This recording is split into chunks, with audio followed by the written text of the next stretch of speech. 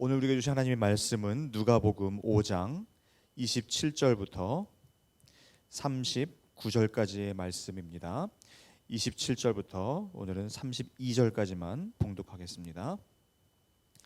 그 후에 예수께서 나가사 레위라 하는 세리가 세관에 앉아 있는 것을 보시고 나를 따르라 하시니 그가 모든 것을 버리고 일어나 따르니라.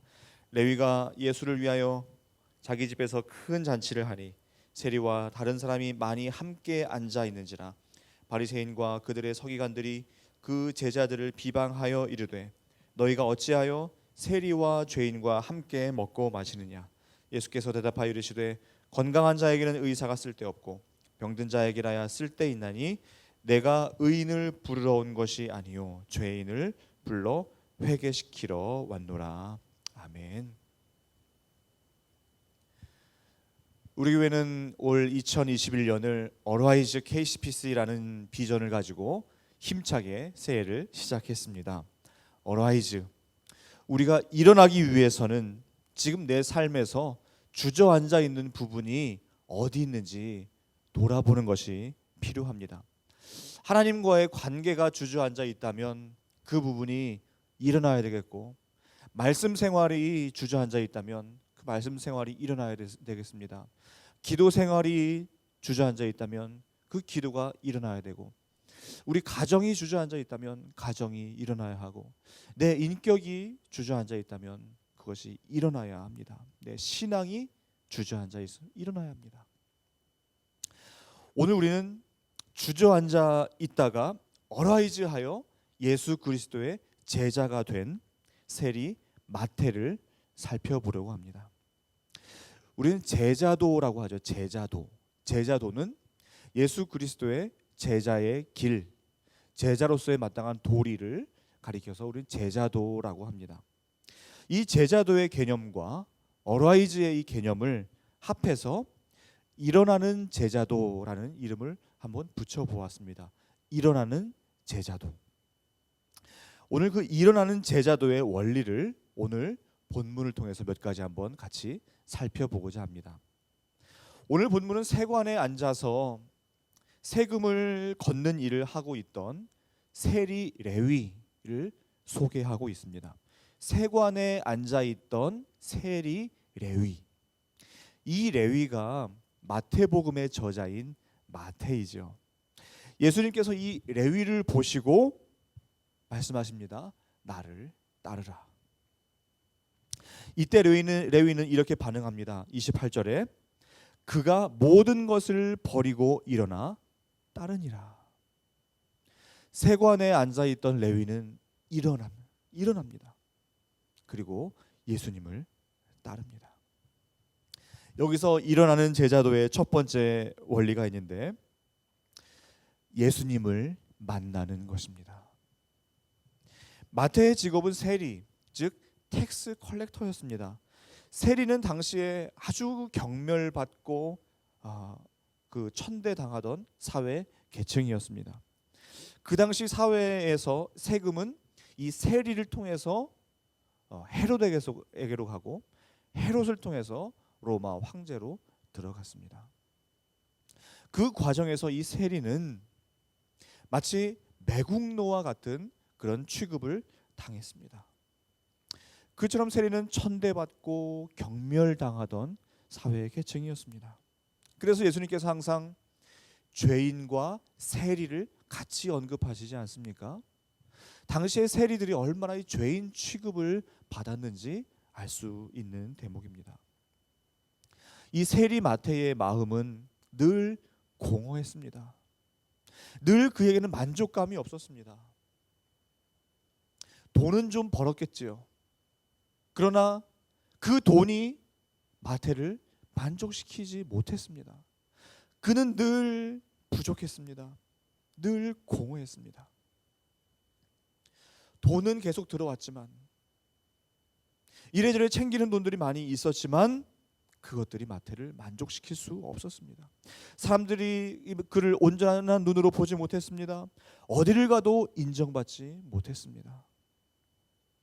그런 마태에게 예수님이 찾아가신 겁니다. 그리고 나를 따르라라고 말씀하시는 겁니다. 마치 아무도 나오지 않는 그 시간에 물길로 나오는 그 수가성 여인에게 예수님께서 찾아가시는 것처럼 말입니다. 예수님께서 의도적으로 내가 사마리아를 통과하여야 하겠는지라 의도적으로 그 수가성 여인에게 찾아가셨던 그 예수님처럼 그 참 공허하고 소망 없던 그 여인에게 예수님께서 찾아가시자 그 여인은 영원히 목마르지 않는 샘물을 마시지 않았습니까? 우리가 새로운 삶으로 나아가기 위해서 그리고 일어나는 제자도의 삶을 살기 위해서는 예수님을 만나야 합니다. 예수님을 만나야 한다고 해서 우리가 지금 다 기도원에 올라가야 한다거나 특별한 사건과 계기가 있어야 한다거나 그렇지 않습니다. 예수님은 항상 우리에게 찾아오십니다. 예수님은 항상 우리에게 문 두드리고 계십니다. 예수님은 지금도 이 새벽 기도를 통해서 이 말씀을 통해서 지금도 우리에게 찾아오십니다. 또한 우리가 기도의 무릎을 꿇을 때 찾아오십니다. 자연 만물의 운행을 통해서 예수님은 찾아오십니다. 순모임을 통해서 찾아오십니다. 우리 또 성도 간의 대화를 통해서 찾아오십니다. 요즘에는 우리 예수님이 카톡을 통해서도 찾아오시고 카카오 채널로도 그리고 유튜브를 통해서도 우리 예수님 지금은 찾아오실 수도 있습니다. 예수님은 항상 우리에게 찾아오십니다. 그리고 우리에게 문 두드리고 우리와 교제하자 이렇게 말씀하고 계십니다. 그 예수님을 만날 때에 일어나는 제자도가 시작될 수 있습니다. 세리마태가 그 예수님을 만나고 예수님의 초청에 이렇게 응답을 하고 있습니다. 28절에 그가 모든 것을 버리고 일어나 따르니라. 예수님을 만나자 그는 일어났습니다. 어라이즈했습니다. 더 이상 세관에 앉아있는 삶이 아니었습니다. 더 이상 주저앉아있던 마태가 아니었습니다. 그는 일어났습니다. 어떻게 일어났습니까? 그가 모든 것을 버리고 그는 모든 것을 버렸습니다.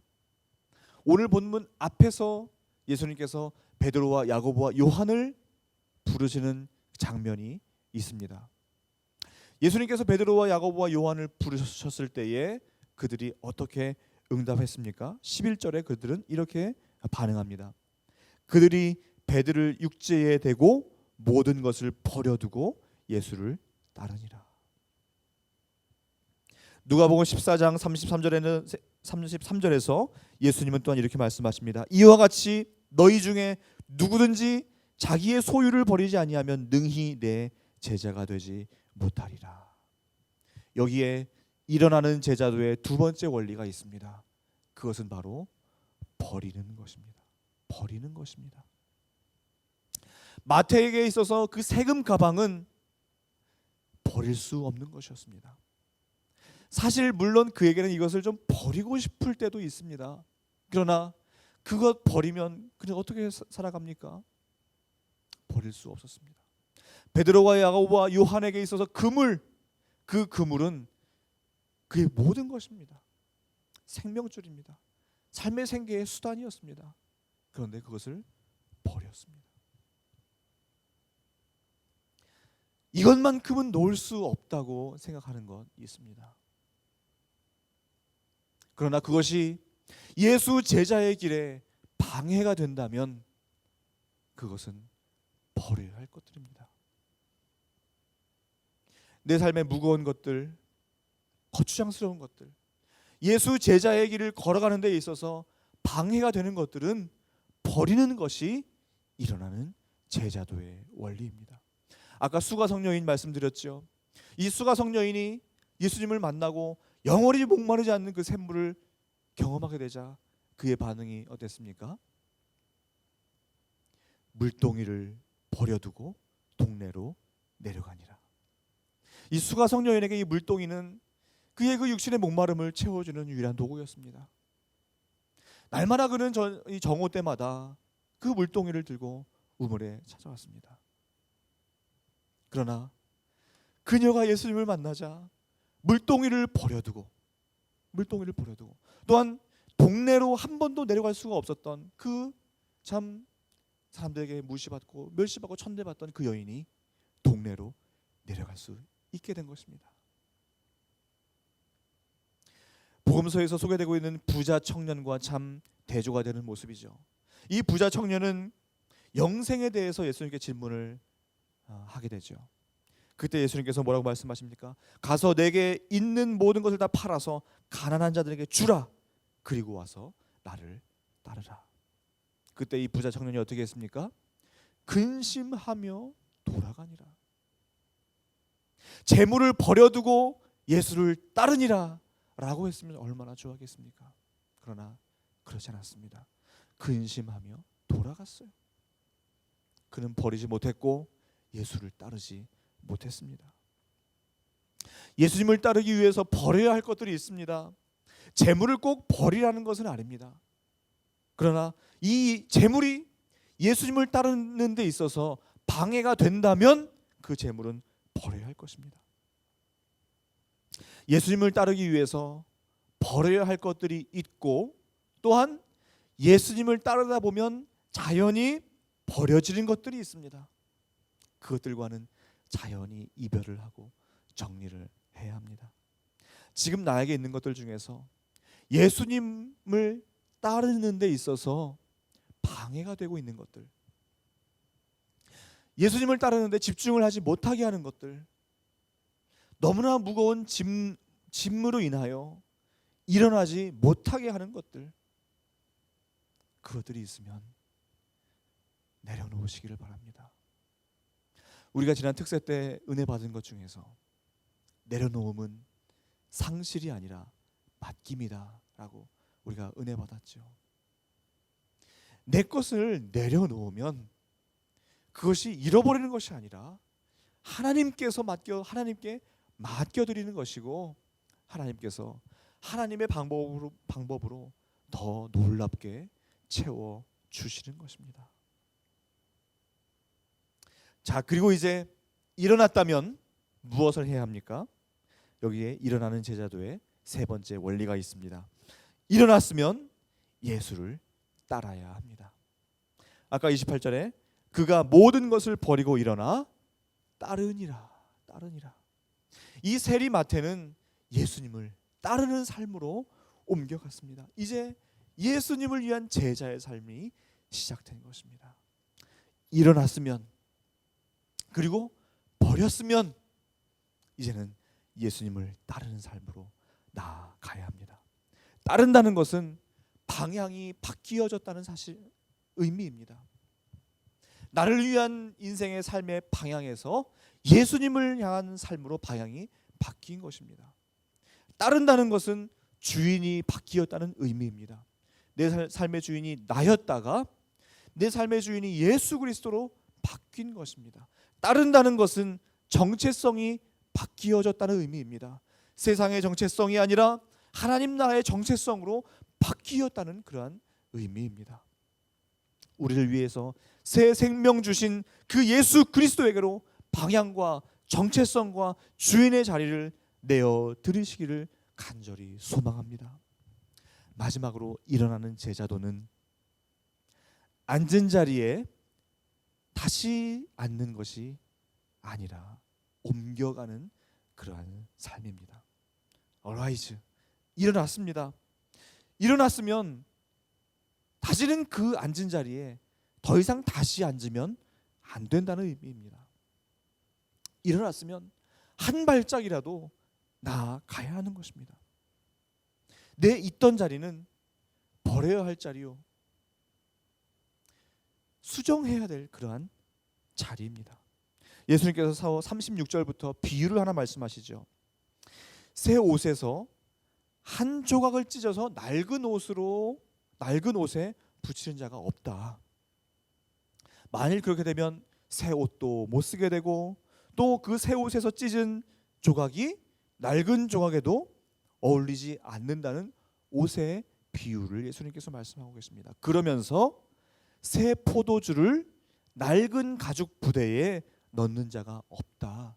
만일 그렇게 하면 새 포도주가 가죽 부대를 터뜨려서 그 새 포도주가 다 쏟아지고 가죽 부대도 못 쓰게 된다라는 그러한 옷의 비유와 포도주와 가죽 부대의 비유를 말씀하시면서 38절에 이렇게 말씀하십니다. 새 포도주는 새 부대에 넣어야 할 것이니라.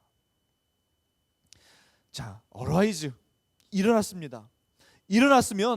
일어났다는 것은 이제 새 포도주의 맛을 보았다는 의미입니다. 새 포도주의 맛을 보았습니다. 그런데 그 새 포도주를 예전 주머니에 담을 수 없습니다. 예전 주머니는 이미 팽창되고 이미 구멍이 났고 다 새버려서 이 새 포도주를 이전 가죽 부대에 담을 수가 없습니다. 사도 바울이 말하죠. 그런즉 누구든지 그리스도 예수 안에 있으면 새로운 피조물이라. 이전 것은 지나갔으니 보라 새 것이 되었도다. 새 것이 되었도다. 보라 새 것이 되었도다. 우리는 새롭게 된 피조물입니다. 예수 그리스도께서 우리를 일으켜 세워 주셨습니다. 우린 다 어라이즈 된 새로운 피조물입니다. 이전 것은 다 지나갔습니다. 새 창조의 역사가 일어난 것입니다. 우리는 새로운 피조물이에요. 새로운 피조물인 우리가 예전의 자리로 돌아갈 수가 없습니다. 돌아갈 수 없습니다. 새 포도주를 새 부대에 넣어야 한다고 말씀하셨는데 이 새 포도주는 무엇일까요? 새 포도주가 무엇일까요?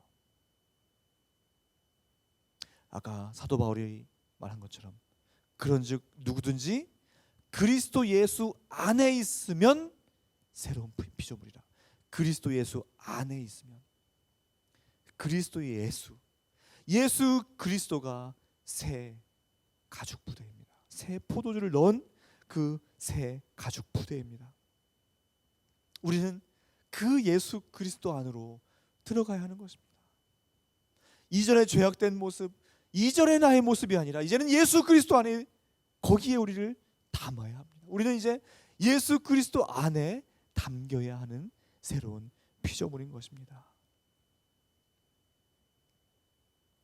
일어나는 제자도 어라이즈. 일어나는 제자도는 예수님을 만나는 삶입니다. 올 한 해 우리를 날마다 찾아오시는 그 예수님을 항상 만나시기를 간절히 소망합니다. 또한 일어나는 제자도는 불필요한 것들, 방해되는 것들, 집중하지 못하는 것들 버리는 것, 내려놓는 것입니다. 내려놓으시기를 소망합니다. 그리고 예수를 따르는 삶, 내 삶의 주인이 예수 그리스도, 내 삶의 방향이 예수 그리스도, 내 삶의 정체성이 예수 그리스도인 바로 그러한 삶, 그러한 삶으로 살아들이시면서 날마다 새 포도주를 맛보며 예수 그리스도 안에 우리를 담는 그러한 어라이즈의 그 제자도의 삶을 살아가시는 우리 성도님들 되시기를 간절히 소망합니다. 기도하겠습니다. 우리 함께 합심하여 한번 기도할까요? 첫 번째는 버려야 할 것들을 버리고 일어나 예수 그리스도를 따르는 삶을 살게 하여 주옵소서. 두 번째는 담임 목사님과 리더십에게 성령 충만과 지혜를 주셔서 현장 예배와 온라인 예배가 은혜롭게 드려지게 하시고 DC 캠퍼스에 은혜를 주옵소서. 이제 곧 미국의 새 정부가 들어서는데 이 나라의 평안과 안정을 허락하여 주옵소서. 또한 오늘은 이혜진, 김미자 선교사님을 기도하는 날입니다. 세네갈에서 선교하시는 선교사님, 라디오 방송을 통한 말씀 사역에 함께 해주시고 현지 목회자들이 잘 준비되게 하옵소서. 오늘 주신 말씀과 보고 계신 기도 제목 가지고 우리 합심하여 기도할 때에 정말 우리가 내 삶에 일어나게 해주시고 예수 제자의 삶을 살아가게 하여 주시옵소서. 버려야 될 것들 버리게 해주시고 예수님을 날마다 만나게 하시고 예수님을 따라가는 삶으로 날마다 새 포도주를 맛보는 삶으로 살아가게 하여 주시옵소서. 함께 하시마여 기도하시겠습니다.